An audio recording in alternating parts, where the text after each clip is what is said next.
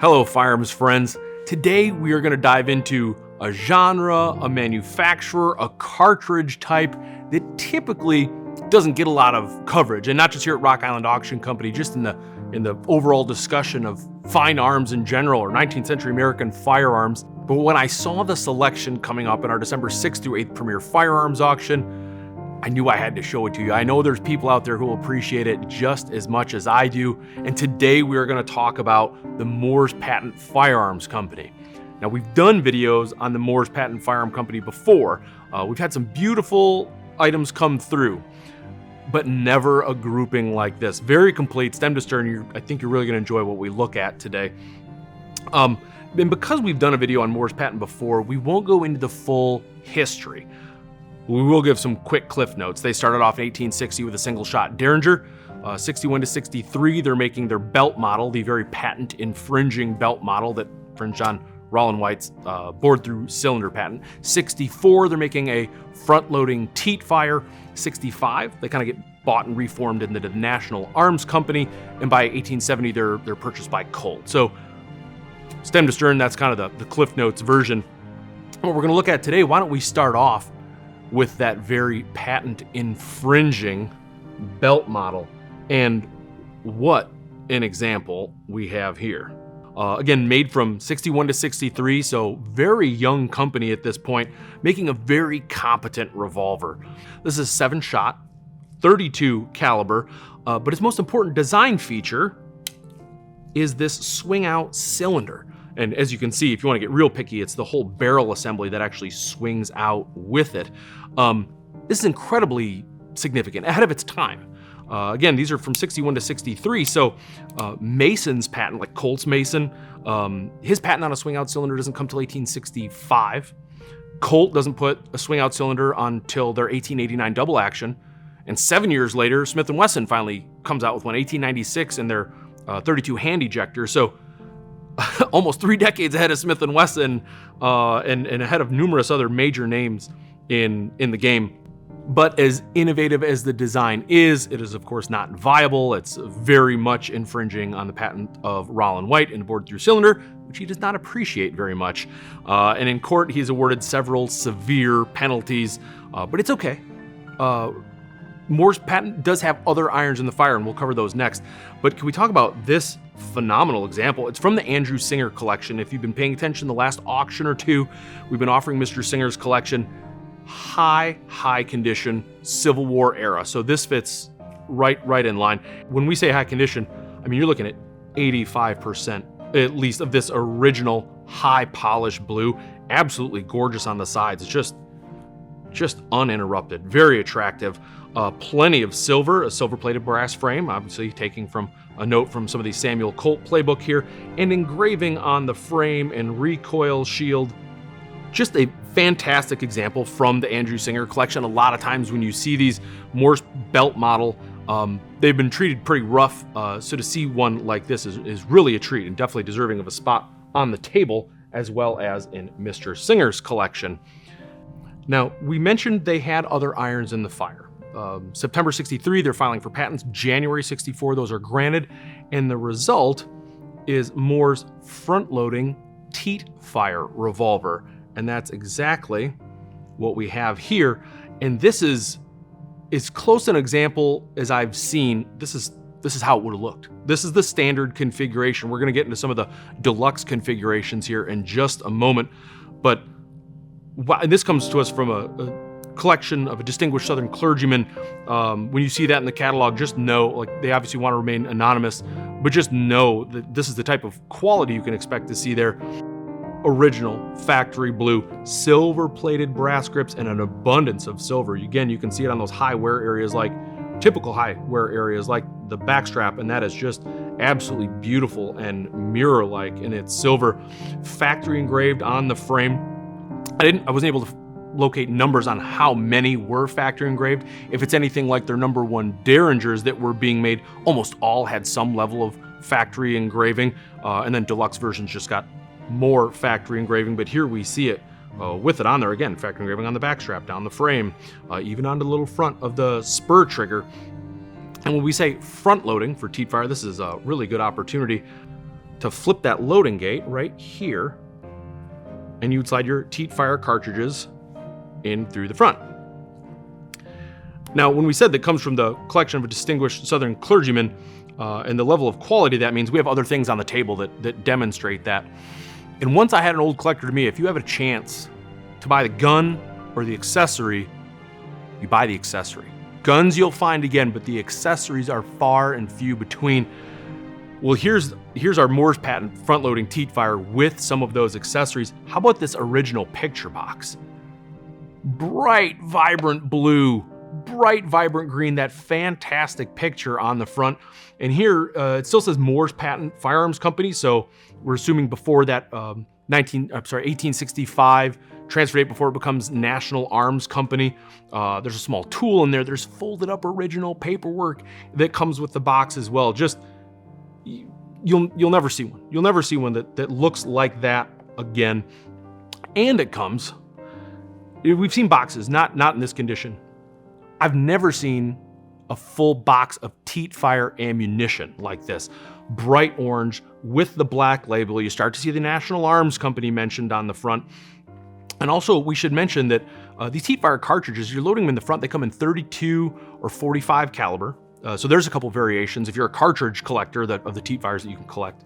32 and 45. There's Type 1, which have these sort of flattened nipple or teat on the top where that priming compound lies. There's also a Type 2, which is more generally rounded. It's not quite as flattened. So if you're a cartridge collector, you probably know that stuff already. If not, hey, there's something to look for with your Moore's Patent firearms. So a beautiful, high condition, original, like a standard configuration gun with the high condition box, with a box of ammo. Putting it all together, that's quite a way to start us off. And that's the way the standard configuration looks.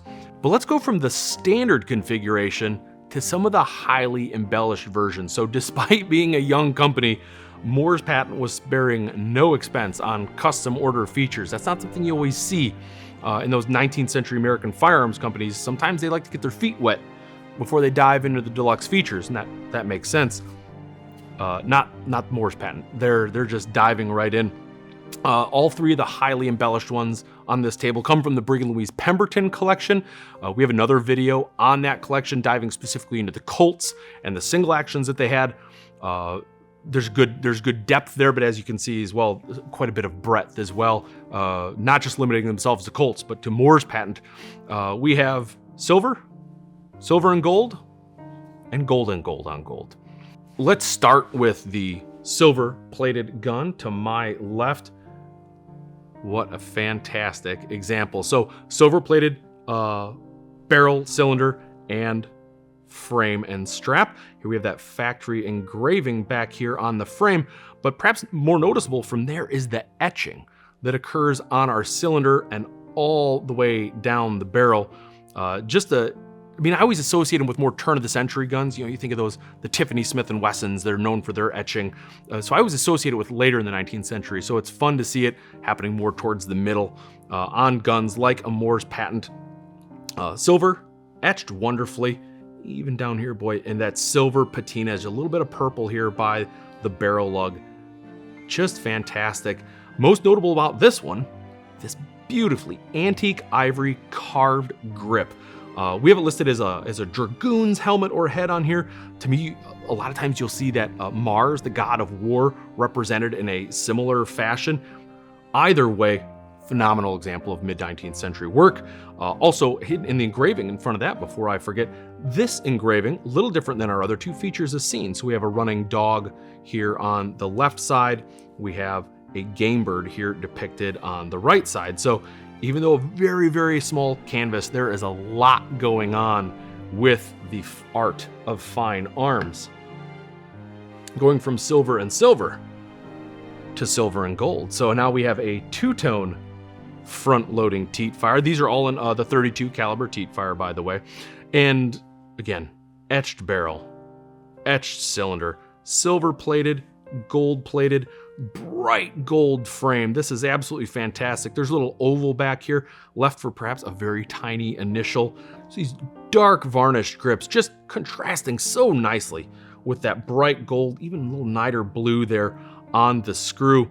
And what we didn't mention on the last one, but all three of these examples have, is cases full of that Type 1 .32 caliber teat-fire ammunition. This one's, I think, the one that's only missing about 6 cartridges. The rest are completely full.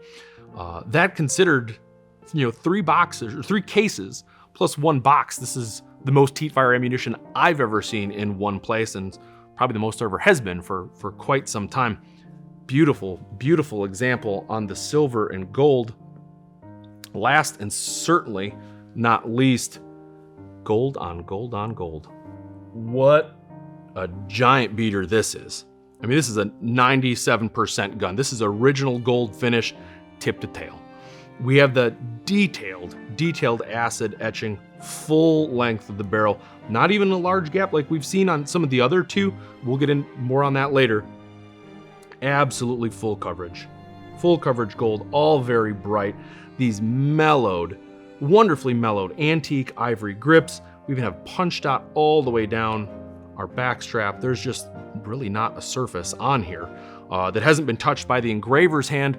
Oh, and by the way, these niter blue accents, we'll get them in a shot. They just glow like sapphires, especially this barrel lug here, where you can also see it, the pins, you can see it, the screw on the bottom of the grip right here, of the grip strap. Just a phenomenal example. And when you have all three in one place like this, a grouping like this that was so good, I felt the need to show all of you who'd appreciate it in a video.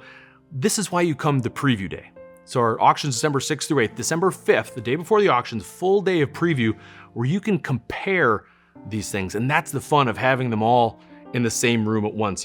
What is the coverage of the etching on the barrel like? Is one more full than another? Is that another grade of embellishment that one might have? How good or what sort of condition is that etching in? How fine are those details still, 160 years later? Where does that condition lie?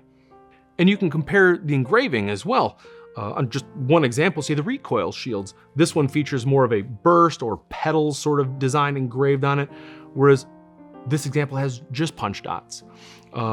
These examples here are engraved on the frame, but they don't really account for the pins or the screw heads, where this example are gold on gold on gold, clearly a deluxe model where the engraving even kind of centers around or loops around each of those pins. It's taken that into the account of the engraving design. So very fun to see them like that, to be able to compare the work of just a single company, of one model of gun, and how they did things for different levels of embellishment.